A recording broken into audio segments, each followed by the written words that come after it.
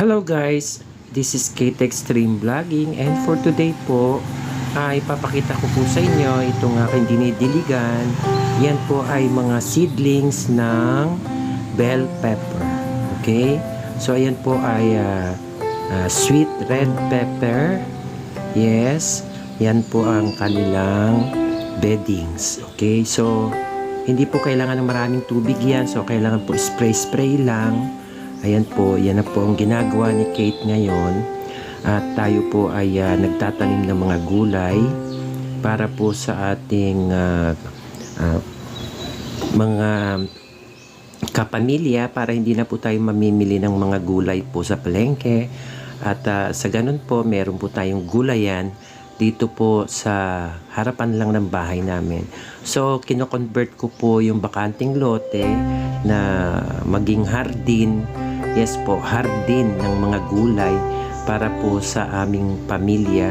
Para po sa ganun, hindi na po kami bibili ng gulay. At yan po, nakikita nyo sa inyong harapan. Si Kate po, mahilig talaga ako sa halaman, magtanim. Kung tungkol po sa agriculture, maaasahan nyo po ako dyan. So, ayan po, at samahan nyo po ako sa aking pagtatanim. At ito po ay ipapakita ko sa inyo. Ito pong mga nasa ito pong recycle na bote po ng mga Coca-Cola. Yan po ay yes po, ayan na po ang aking red hot chili. Yan po ay devil na sili po. Ayan po. Ayan, nakapagpalaki na po ako ng sili. At inilipat ko na po siya sa aking recycle bottle. Wala po sa Coca-Cola at saka mga Pepsi, lahat po na soda. So, para po hindi na tayo bibili ng mga paso o yung mga ceramic po na paso, hindi na tayo bibili. So, dyan na lang po natin ilagay sa mga recycle soda bottle. So, ayan po, meron na po akong apat na siling demonyo. Ayan po, at kinukultivate po natin yan. Ayan. Yan po ang aking ginagawa araw-araw po. At nangongolekta din po ako ng mga ornamental plants. So, papakita ko sa inyo paano po mag-propagate. Mamaya, nandyan po yung propagation. So, tungkol naman po yung si snake plants na all you have to do is to cut the leaves and then ibaon nyo po sa lupa. At yan po ay magro-roots, okay? So, ayan po ang aking healthy na siling demonyo. Yan po, mahilig po dyan ang aking kapatid sa siling maanghang, okay? Yan.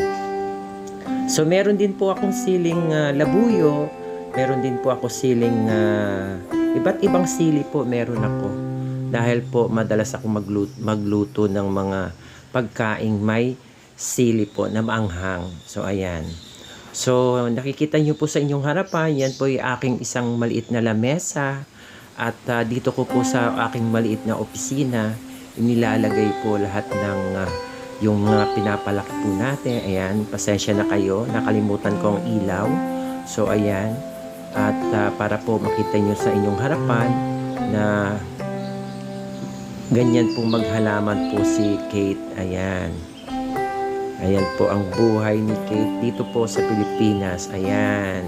O, yung mga seedlings ko po ng bell pepper. Sa susunod naman po, magkakaroon naman po tayo ng mga seedlings para po sa tomato, okra. So, ayan po. Lahat ng klaseng gulay itatanim ko po dito sa aming bakuran para sa ganon may sarili akong hardin ng mga gulay. Okay? So, dahil dito po sa Pilipinas, napakahirap po ng alam nyo naman kung ano pong meron sa Pilipinas. Kung ako sa mga OFW na umuwi, magsimula na po kayo magtanim. Okay? Magsimula po kayo kung ano po ang dapat na negosyo na inyong gagawin. Para sa ganun po, habang tumatakbo ang mga buwan, meron na po kayong inaantay na mga gulay sa inyong bakuran na kung saan po doon na lang po kayo mamimitas. Okay? So, ayan po ay mga bote ng soda bottle po.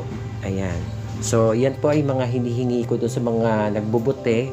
At yes po, kung gusto nila ibenta, so bibilin ko na lang po. Ayan. So, ayan po. Ayan, kailangan po lagyan natin ng butas. Okay, ayan. Para po yung mga planting po natin na may mga ugat na may kasamang lupa, diretso na po dyan para hindi po sila magalaw at para hindi po, alam nyo naman po ang mga halaman, delikado, so kailangan po butasan nyo ang lupa. Ayan. So, ayan po, meron po tayong, ito po ay kalabasa.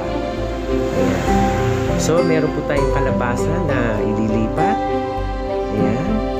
Ilipat po natin dyan ang kalabasa kasama po ang lupa. Okay, tapos po ayan, lalagyan po, dadagdagan natin ng lupa. At yes po, lahat po ng mga gulay na papalaki ay ilalagay po natin sa hindi nahahanginan masyado at hindi naaarawan masyado. Okay? So, sundan lang po ninyo ako at magtatanim pa po ako ng bawang dahil po nagpatubo po ako ng bawang sa isang paso at ngayon po medyo nagkadahon na siya. So, kailangan po natin na ilipat po siya, no? Piece by piece, ilipat natin. Okay? Or sa Tagalog, pira-pirasong stem, kailangan po natin ilipat para po sa ganon, yes, siya po ay yes, mag-flourish siya ng bawang sa ilalim ng lupa. Okay? Sa susunod naman po, patatas naman po ang gagawin natin. Okay? So, yung patatas po ay itatanim natin sa sako. Kasi po, ang patatas po ay, yes, nagmumultiply po yung kanyang buto. So, kailangan po maluwag po yung kanyang lupa para po mag-produce siya ng maraming patatas. Okay. So, after that, patatas, carrots naman, then afterwards, lahat na po ng gulay gagawin natin. Okay. So, samahan niyo po ako sa aking journey dito po sa ating pag-agriculture. Yes po, dito lang po yan kay Kate Extreme Vlogging. Ayan po, yun po ay kalabasa. Okay. Ayan. At nakikita nyo naman si Kate, kada pagtatanim, yes, kailangan po malinis ang lamesa. Para pong ang buhay ko po sa abroad, sa pagiging florist, gusto ko po palaging malinis ang lamesa ko. Okay, ayoko po ng maruming lamesa. So, ayan po. So, ipapakita ko naman po dito sa channel ko yung kung paano po gumawa ng pesticide na organic para po yung mga dahon ay hindi po kainin ng mga uod or ng mga caterpillar. Okay? So, ayan po, in-sprayan natin. Ayan. So, yung ano naman po, yung seedlings ng bawang, yun naman po ang itatanim natin dyan sa 2 peraso ng soda bottle. Okay?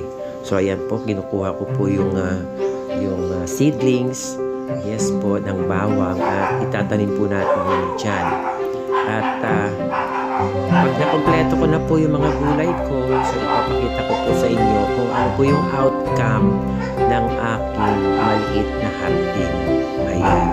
Dito lang po yan kay Kate Extreme Channel. Okay, so ayan po.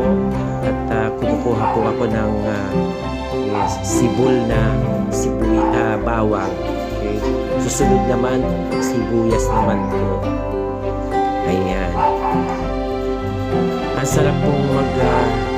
sarap po sa araw-araw na magtanim po ng mga gulay, halaman. Ito na po yung talagang relaxation ko, yung magtanim ng halaman. At nakikita mo silang lumalago, nakikita mo silang lumalaki. Para ka na rin po nag-aalaga ng baby hanggang po sila ay mag-produce ng mga gulay, mag-produce po ng prutas. So, ayan po. Masaya na po ako doon.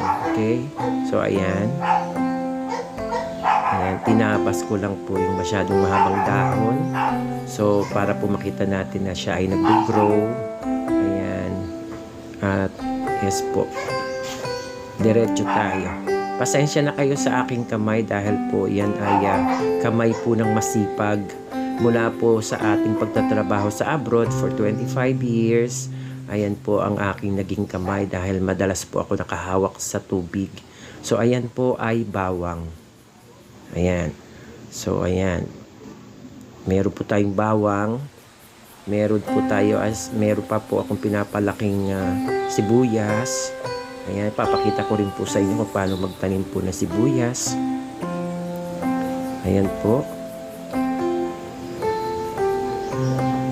Ayan, diba? Nag-enjoy po ako. So, ang isang sako ng lupa po, na halo po ang ipa at lupa, ay 70 pesos lang po ang isang bag. Okay? So, 2 sakong lupa po ang binili ko para po sa aking mga gulay. Okay. Mabuti pong may halo ang lupa ng ipa para po makahinga po ang ugat sa ilalim. Ayan.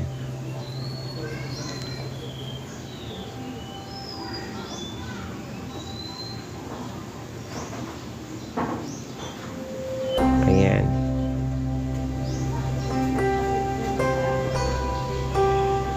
Meron din po akong mga tinanim na mga sampagita, sunflower, yes, Doña Maria.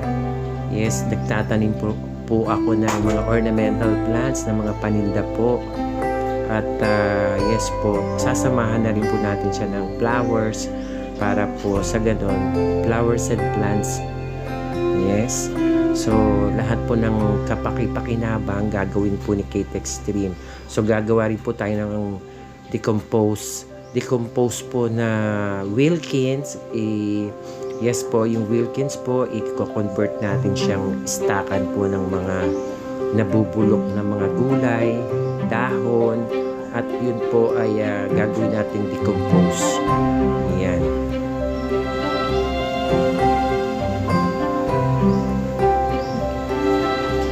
Para meron po tayong organic na fertilizer.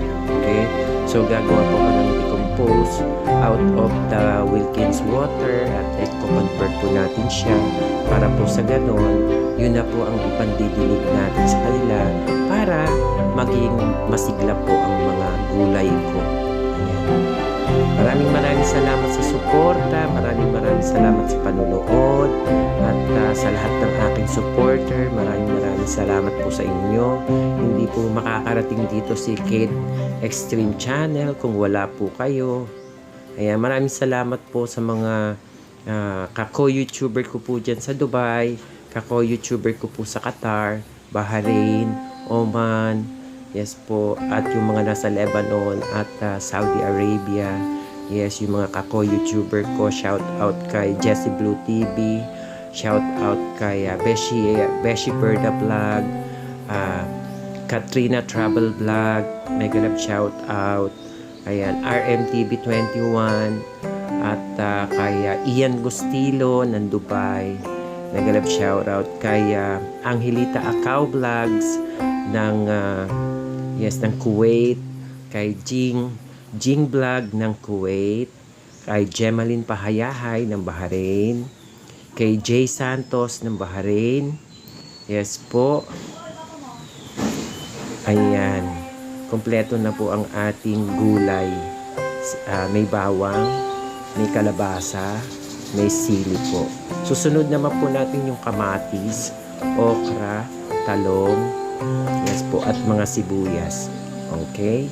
Maraming salamat guys.